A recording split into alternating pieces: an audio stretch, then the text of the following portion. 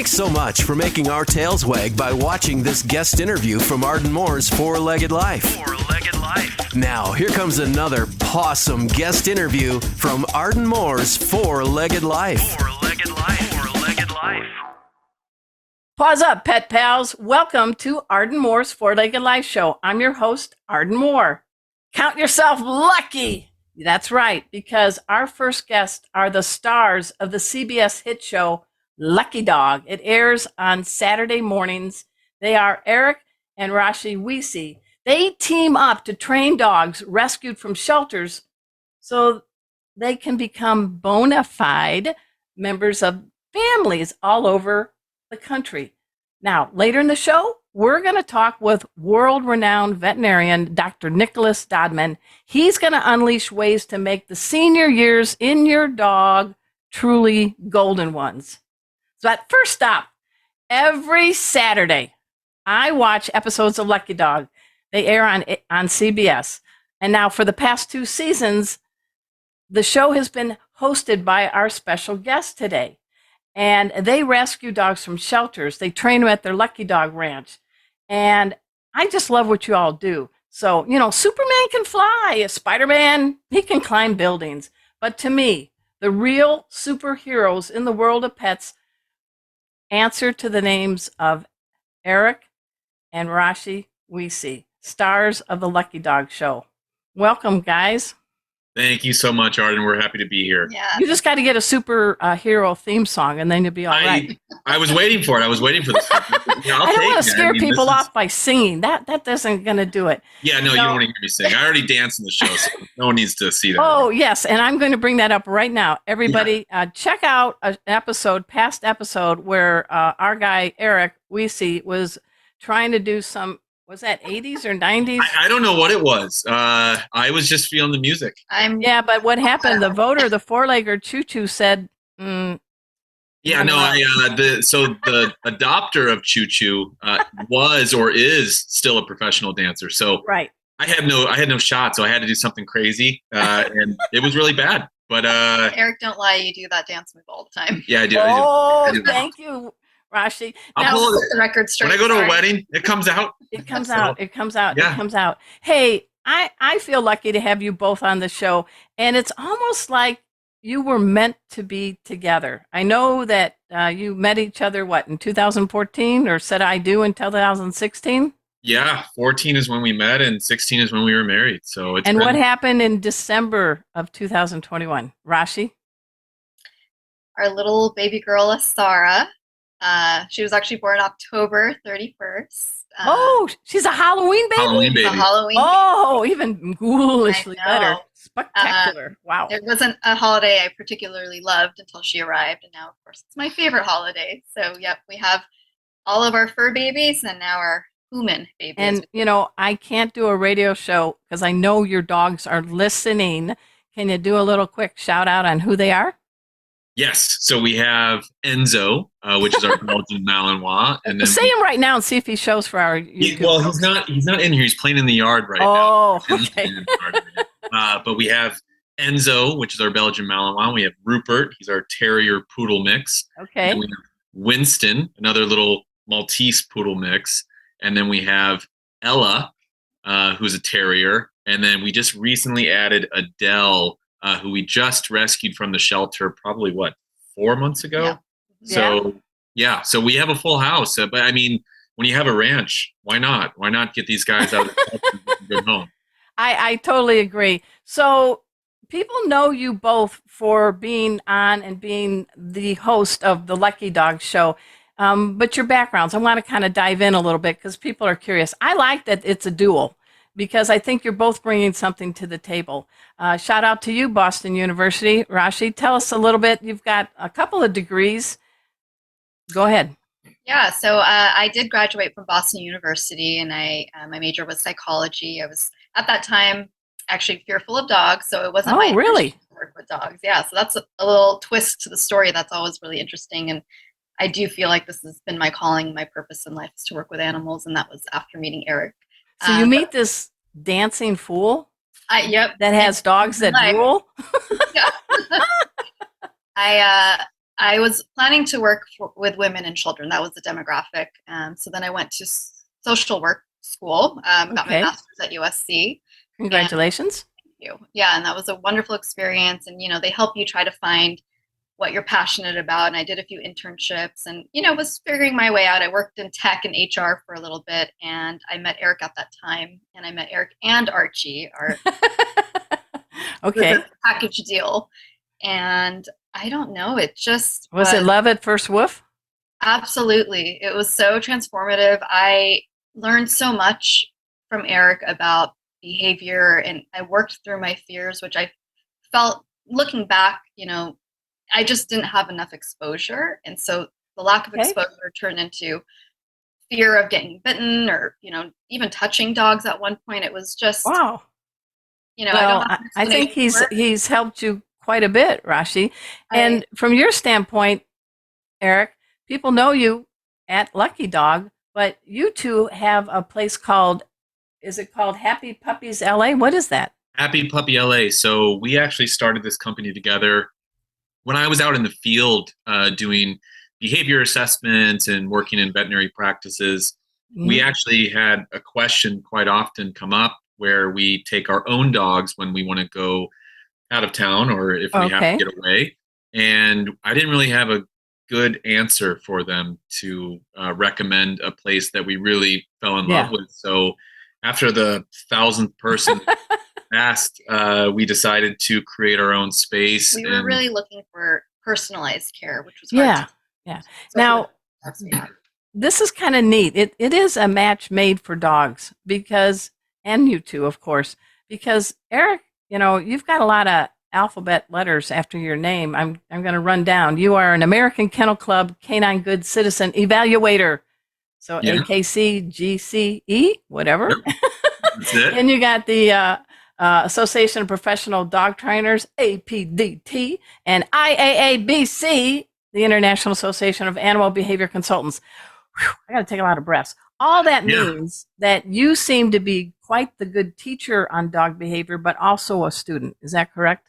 I try. I would say I'm even more of a student, and I will be for probably the rest of my life. That's a good thing, though. Yeah, we learn something new every day, or at least I do, because we have to continue our education with the IAABC. Yep. We get to learn new things every year, and it's pretty incredible the new science that's coming out on dog behavior. But it's something that has just been a passion of mine since a really, really young child, and just fell in love with canines also as a young child, and have been doing it ever since I was 9 years old. So, well, I understand one of your first gigs was a teenager in St. Louis, and were you scooping poop, or what were you doing there at? St. Louis? I worked at a boarding kennel and realized kind of what I wanted to change at a young age, but couldn't or didn't have the resources to make those changes until I got a little bit older. And went the certification route. So there's a couple of different routes you can take when going into animal behavior or animal science. You can go the formal education route and go the veterinary route, or you can get field work and certifications. And that's the route I took because I wanted to work in the field. So it's something that, I have a lot of respect for people that, work behind the scenes and do, lab studies and case studies, and a lot of desk work, but I actually wanted to be out in the field and work with the animals. And so that's why I took the route I did, but I'm so glad I did because I get to see on a daily basis the changes in behavior. You took the right path. Hey, everybody, we're speaking with Rashi and Eric. We see they are the stars, the host of Lucky Dog. The show airs on CBS on Saturday. We're going to dive in more into that show after we pay for the show by taking this commercial break. You all know the drill. Sit, stay. We'll be right back. Welcome back to Arden Moore's Four-Legged Life Show. I'm your host, Arden Moore. We're chatting with Arashi and Eric Weesey of Lucky Dog, the show. And I've been watching every Saturday morning. Now, I confess sometimes I'm teaching pet first aid on a Saturday, but it is recorded. It is my dessert for the day.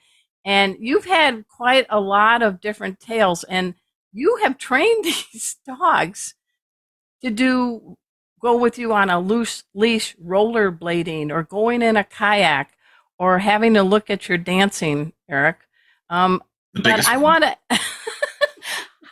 how do you tell us? Because you guys, it always has a good template. You guys are in the yard doing something and you get a call. And for those dogs, that is the lotto winning call, don't you think, Eric?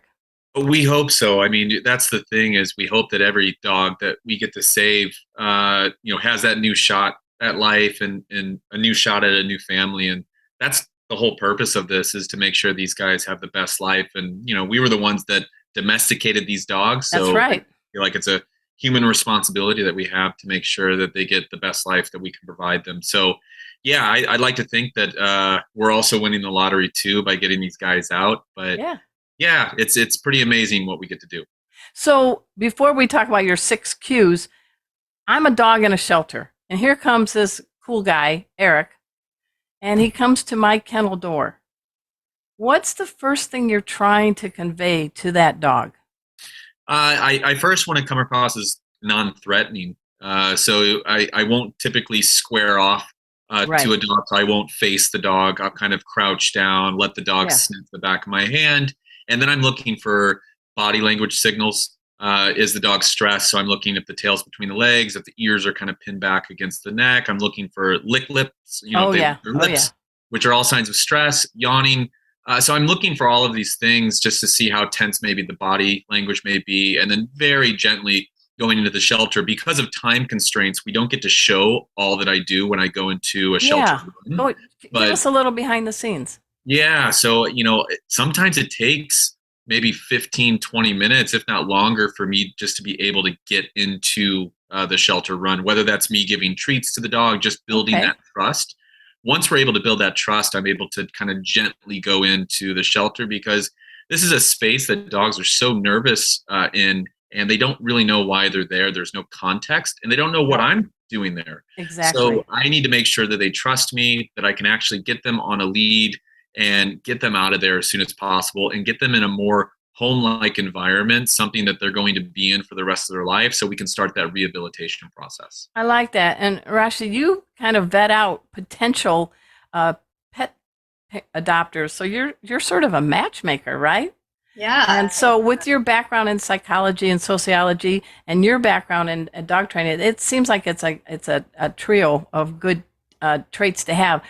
How is it to Eric brings a dog home? What are you doing to try to say, this dog might be really good in this home? Yeah, so we have a ton of families that we're lucky to go through kind of like applications and Yeah. sift through them to see what would be a potentially good match. I rely on Eric a lot to tell me what his assessment is of the dog and what type of family we think would fit really well. Whether they have children, are they small children, are they adult children, Right. what are their hobbies, what type of schedule do they have. Some people want to have a large dog but maybe live in an apartment setting and it's not ideal for the dog. So there's a ton of, I would say, checklists that we go through. Okay. Well, this is kind of helpful because a good veterinarian friend of mine, Dr. Marty Becker, says when you get a dog, keep in mind that you probably will have that dog longer than your job, longer than the life of your car. You may even move. So you shouldn't rush into it, right? Mm-hmm. No, Yeah, absolutely. it's also our job to educate the public. Yeah. Everyone knows how cute dogs are, but they don't necessarily realize the amount of work, especially when you adopt a puppy, the amount of work it can take. I call the first year in a puppy's life the wonder year because you wonder where your sanity went. Yeah, it's really well, and just the decompression phase that a dog Yeah. goes through when they come into our environment, because they're not just coming into our environment and this is it, they're going to another home. Yeah. It's trying to And bridge so that. I like that because I know you have the 6 Qs. We can say them quickly, but I sense from both of you, and I always felt this is important, a dog needs to feel safe before they can really learn. Do you believe that? Absolutely, 100%. I honestly, I don't know how a human could even learn when they're not in a safe environment or they don't feel like they can be safe while they're learning that particular skill or being educated in something. So we want to make sure that a dog is completely comfortable with us before we start going into those cues, because if a dog is stressed, you're not going to get the best performance out of the dog, and you're actually going to be ruining the relationship right off the bat because they don't have that trust built up just yet. So give us a couple inside tips. How can people at home, they bring home a dog or they find a dog like I did, Emma, during the heart of COVID, my 8-pound Emma, my Gemma, And my focus was to keep her safe. And then, because she was a puddle of shiver. What can you share with folks to help people realize the importance of doing something to make them feel safe? What do you do? Yeah, so I mean, definitely really high value treats can Okay. help in that circumstance, making sure that the proper resources are available to them. So the water and the food are going to be really big, but Okay. setting up a safe place in the home Yeah. where they can kind of just hang out and go through that decompression phase. Whether that be, a puppy pen that you've set out in more of a thoroughfare, because I want to make sure that dogs aren't put into a room, Oh, even if good that point. room, Yeah. has natural light coming in. I want them to kind of see people walking by. And when those people do walk by, whether it's family members or friends, they can simply not even look at the dog, just drop treats in. So they start to value looking at people walking by their little. Dr. Watson, very good. And Yeah. Rashi, I mean, your two careers, dog side and people side, it's positive reinforcement, isn't it? 100%. And patience. And that's something I learned over Do you time. ever bring a dog and say, "Oh my gosh, I don't want to give this one up"? Oh my gosh. That has to be why hard. do you think we have so many dogs? That's our problem. Yeah. Yeah, it's tough because there are so many dogs that need homes, especially here in LA. Yeah. And when you go to the shelter, they're so overwhelmed. So yes, one day we hope we can have space. We have about a minute left, but what are the 6 cues? Take them. You got them probably tattooed on your forearm. Go. Yeah, I should. So sit, stay, down, come, leave it, and loose leash walking. So those are the cues that lay down a good foundation when you're working with your dog. Obviously, before those cues get put into play, we want to make sure that we build the trust with our dogs. So tell us any fun episode we can tune into later this year. Oh my gosh, we have so many little episodes coming up that we had a lot of fun shooting. One in particular that's close to our heart is a dog named Emma. Oh, great name. Yeah. Dog named Emma. And it was just really special because she definitely needed to get out of the shelter. And we actually were able to rehome her with a friend of ours who was in desperate need of companionship. Oh, and good. It was it's her first dog. And it's her first dog. Yeah. Oh, wow. So Matt, just a perfect match, and we were just so happy to find her this home. But yeah, you'll see a lot of that in the episode and how we kind of acclimate her to one of our good friends. Well, I salute you for all you're doing for dogs in needs of homes. Everyone, you know the drill. Please go check out Lucky Dog on CBS on Saturday mornings. And any quick little parting message, Rashi? Adopt, don't shop. I'm just all right. And our mission. Yeah. Yeah. Be kind to your dogs, guys. They don't have a voice, so it's really important that we try to understand them the best we can. Yeah. Well, thank you both for being on the show, and I'm a fan. I admit it. All right, everybody. After this break, we're going to come back and we're going to talk to Dr. Nicholas Dodman. He is a world-renowned veterinarian and best-selling author, and he's going to help us with our senior dogs, giving us ways to make it truly golden years for our senior dogs. So sit, stay. We'll be right back.